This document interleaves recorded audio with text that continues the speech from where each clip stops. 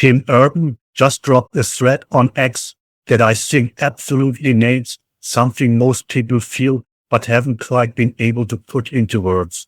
He laid out 4 phases of misinformation on the platform. Phase 1 was basically the early days. There was biased news, sure, slanted takes, people pushing agendas, but outright fabricated stories were pretty rare. Most of what you saw was at least based in something real, even if it was fun. Then came phase 2. Monetization hit. AI tools got accessible, and suddenly it became easy and profitable to just make stuff up. Fake quotes, fake headlines, fake photos, fake videos. Community nodes tried to push back, but it always came with a delay. By the time a node landed, the post had already done its damage. Now we're in phase 3, and this is where it gets wild. Tim's argument is that today, the majority of sensationalistic posts you see are just straight up fabricated, not exaggerated, not misleading, fully made up. Grok can debunk them almost instantly, but it doesn't matter. The post already has millions of views. People already screenshotted it. They already shared it to their group chats. The correction is always chasing the lie, and the lie has a massive head start. And here's the part that really sticks with me. The scammers are making money off this. Real money. These aren't just trolls doing it for laughs. There's a financial incentive paid right into the platform's algorithm to post the most outrageous, emotion-triggering, reality-adjacent garbage possible.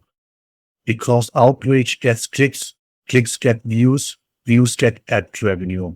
It's a machine that literally rewards lying. Tim then talks about a phase 4, what he hopes happens. The algorithm gets flipped. Instead of rewarding scammers with reach, it punishes them. Accounts that consistently post fabricated content stop appearing in the For You feed. Their reach gets crushed.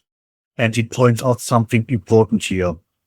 Grok currently labels these accounts as satire. But that's the wrong word. Satire is a joke with intent. This stuff is presented as completely real. That's not satire. That's a scam. What's interesting is Elon himself replied to the thread saying, "This will be a tough battle." And honestly, that response tells you a lot. On the one hand, it's an acknowledgement that the problem is real. On the other, it's kind of vague. Because here's the uncomfortable question lurking under all of this. If fake, outrage-driven content is generating massive engagement, and engagement is what drives ad revenue, is there actually a strong financial incentive to fix it? Some people in the replies raised exactly this point, that clickbait and outrage might just be too profitable to genuinely want gone. There's also a deeper issue that Ramesh Nam brought up in the replies, which I think is even scarier than the fake content itself. Even when posts are technically accurate, the algorithm selects for outrage and division. So even truth gets distorted by the filter it passes through.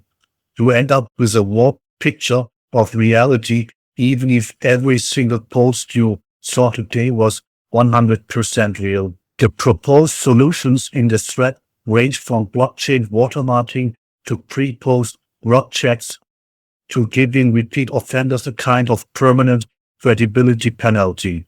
Some of those ideas are genuinely interesting, but the core problem keeps coming back to incentives. As long as getting caught lying costs you nothing and going viral lying pays your bills, the math doesn't change. What Tim Urban basically did here is give us a framework to understand why your feed feels the way it does right now. That low-grade exhaustion, that feeling of not being able to trust anything, that instinct to screenshot something before actually reading it. It's not an accident. It's the result of a system that was built to maximize engagement without ever asking what engagement was actually doing to the quality of information people were consuming. Phase 4 sounds great. The question is whether the people who control the algorithm have more to gain from fixing it than from leaving it broken.